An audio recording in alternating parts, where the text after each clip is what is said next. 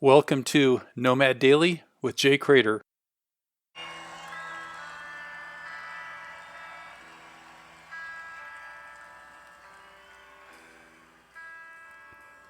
Missing Tom Petty.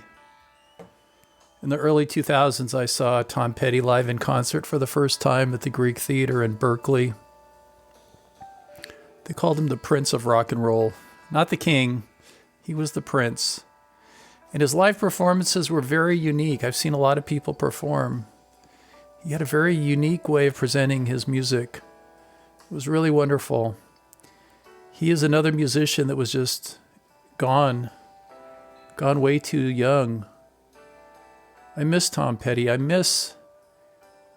would love to hear him now playing Breakdown or Refugee, an acoustic version live from his home, having his little studio like so many people are doing. Wouldn't that be awesome? Yeah. Gone too young, Mr. Petty. Gone too young. I was wondering what I was going to do with myself today.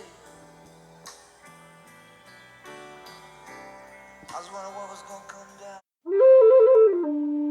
For more information and bonus content, visit nomadj.com.